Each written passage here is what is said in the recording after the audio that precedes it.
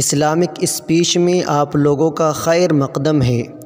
دین کے اہم اور ضروری مسائل سننے کے لیے ہمارے چینل سے جڑے رہیں۔ رنگتوں پر فرق ہے۔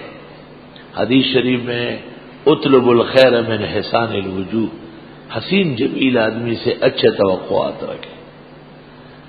عام طور پر کالا بجنگا جو ہوتا ہے بہت شرارتی ہوتا ہے۔ حقیقت یہ ہے کہ کالے آدمی کا دل بھی کالا ہوتا ہے، اس کا ہر کام ٹیڑھا ہوتا ہے۔ گورا چٹا وہ بات رکھ نہیں سکتا ہے، فوراً کہہ دے گا۔ اور کالا جو ہے وہ تو گھونگھٹ ہے، گھونگھٹ سے باتیں نکالنا کوئی آسان کام نہیں۔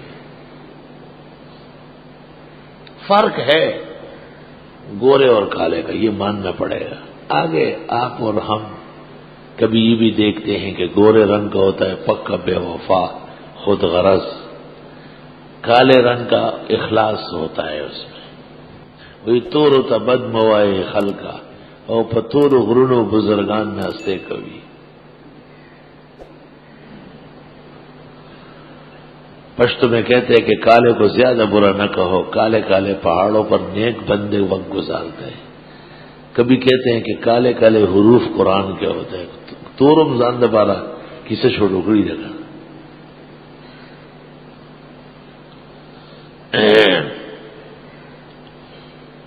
اور حدیث میں ہے کہ ایک صحابی کے ہاں بالکل خوبصورت گورا چٹا بچہ ہو گیا۔ عرب عام طور پر کالے ہوتے ہیں، وہ بڑا خفا ہو گیا، دیکھ کے حیران ہو گیا کہ یہ چند بچہ کہاں سے آیا۔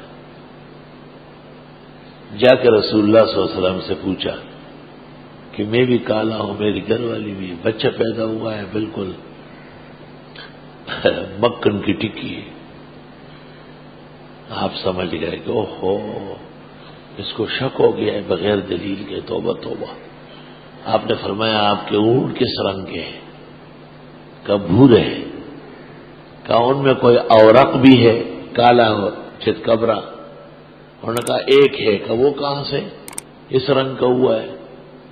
تو انہوں نے کہا ممکن ہے ان کی نسل میں کوئی اونٹ اس رنگ کا گزرا ہے۔ آپ نے فرمایا ممکن ہے آپ کی نسل میں کوئی اس رنگ کا ہو اور بچہ اس پر چلا گیا۔